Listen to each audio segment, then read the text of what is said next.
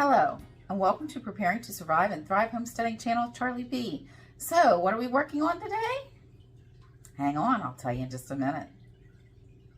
Today, we are going to be making some crab apple jam, as you can see in the background. Well, I'm going to take you over to the stove so you can see my process. Be back in a second. Crab apple jam only takes 2 ingredients. I have 4 cups of the crab apple juice that I made, and if you haven't seen that video, please take a look at it. I'll let it in the description where you can find the video. And we're going to just pull this over here and put it on the stove. Going to get our gas going. We're using the gas because my wood cook stove is down for a cleaning, and plus while this is cooking, and I want to get my syrup to start cooking down on the wood cook stove, depending on how long this takes and how long it takes me to clean it. Our next ingredient is 3 cups of just plain white sugar. I'm just going to slowly add this in, little by little. As the juice heats, I'll add more to it. So we'll come back when we start adding more sugar and this starts to become boiling. The crab apple juice is warming up, as you can see, hopefully the steam coming off of it. And I'm just going to start slowly adding more to this, letting it dissolve. I don't want to pile it up so it sits on the bottom. I really want to just dissolve it and stir it constantly.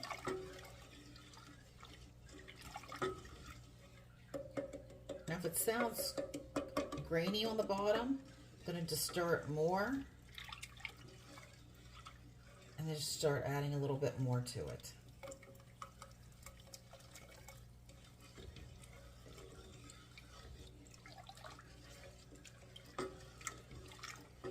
Now, of course, the hotter you have your crab apple juice or any type of juice when you're making jam, it will dissolve the sugar faster. And stirring constantly at this stage.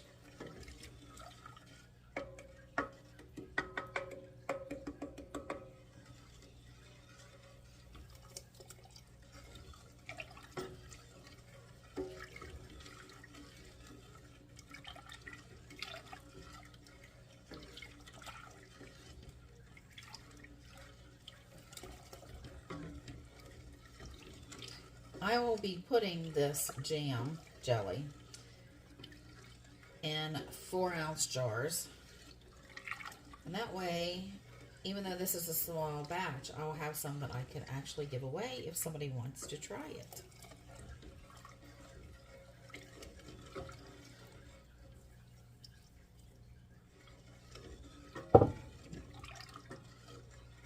Okay, all the sugar and the juice are in here. It's dissolving.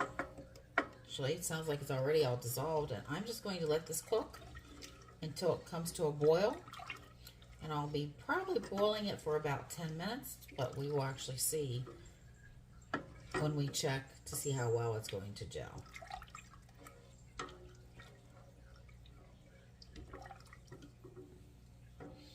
I'll bring you back when we start to get this to boil.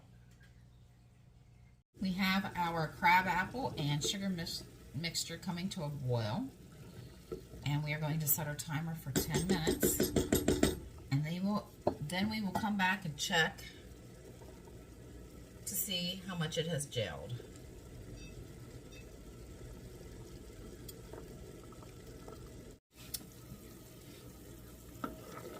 The jelly has been cooking down for about 30 minutes altogether, starting to foam a little bit whenever I start to stir it, just a little bit. Another way you can check to see if jelly is beginning to gel is take a spoon and put it in the freezer, and then just stick it in.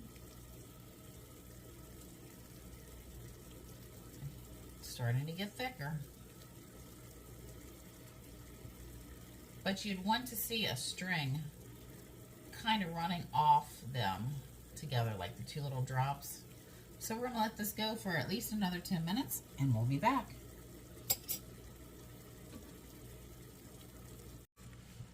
Okay, it's been another 8 minutes. I'm gonna try it again with the spoon that was in the freezer, pull it out. I'm gonna check it. Now this should really be beginning to gel. So I'm going to also just load a little bit here on a spoon, and I'm going to put it in this bowl. And I'm going to put it in the refrigerator for a few minutes, and we'll see how that does. It's got a good foam to it. On my spoon and in my container that I'm putting this on, it's starting to gel in the cup. So I'm thinking it's probably pretty good. Maybe my spoons just aren't cold enough coming out of the freezer. We'll be back. I pulled the spoon out of the refrigerator. It was sitting in there for about 3 minutes. And as you can see, it is totally gelled. And we're going to pull this off, turning it off right now. I'm going to get the jars up. We're going to get this in jars, and we will have some crabapple jelly.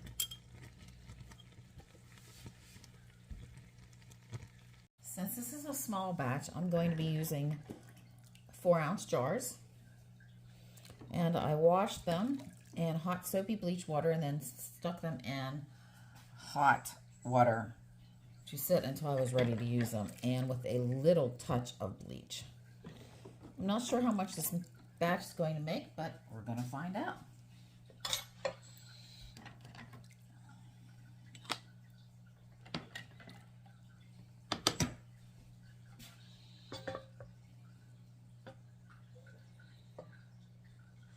I have a towel down in case I end up making a big mess, which is usually what I do. And I'm just going to fill these up to the little rim.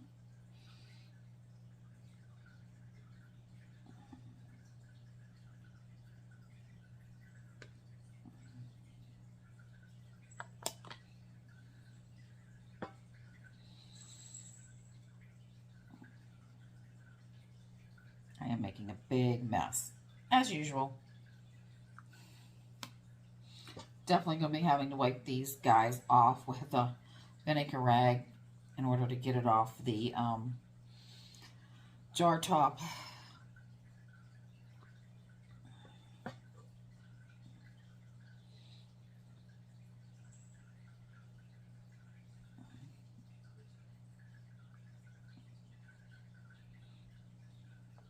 I am going to use just the ball lids this time. I'm not going to use any of the Tatler. These were new jars. And I don't see any reason to switch them out, especially since this is a small batch and I really don't want to take the chance of them not sealing. And we are going to put these in the steam canner.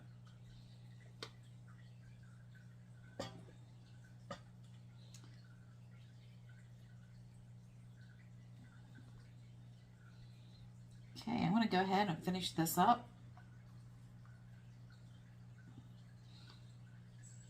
Get the lids on the jar. I'll be back to show you that.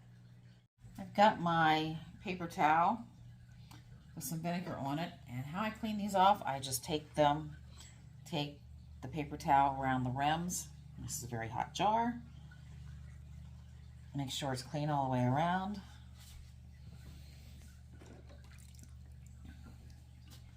Take one of my ball lids and I finger tight this. There you go. One's done completely, and we'll get right back.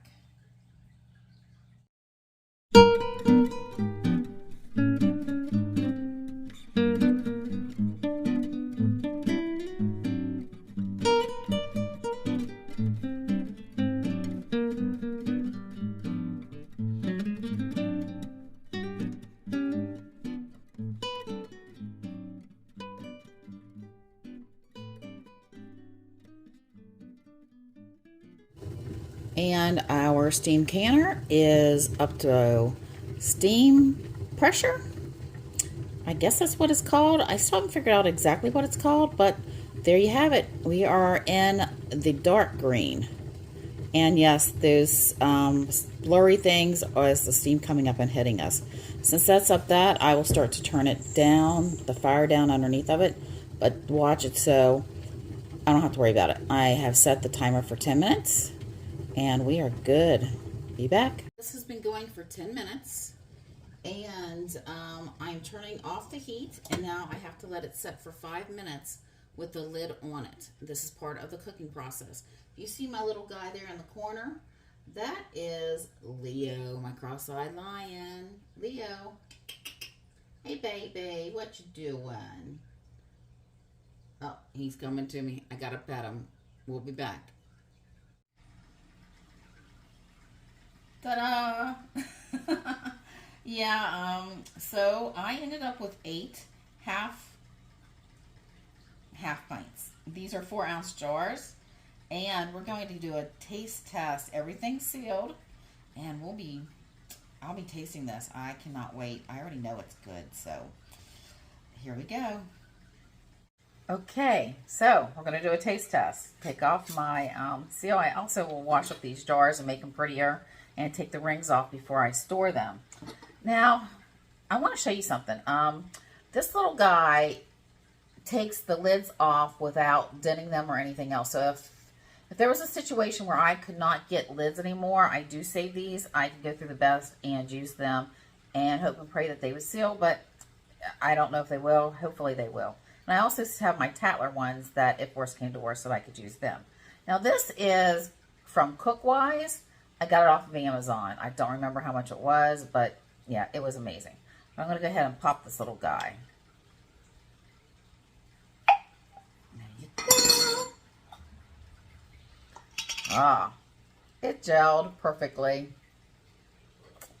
And my spoon. Boy, did it gel.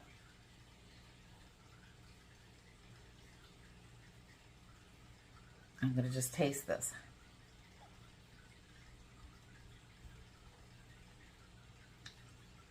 It was really, really good. That really, really gelled.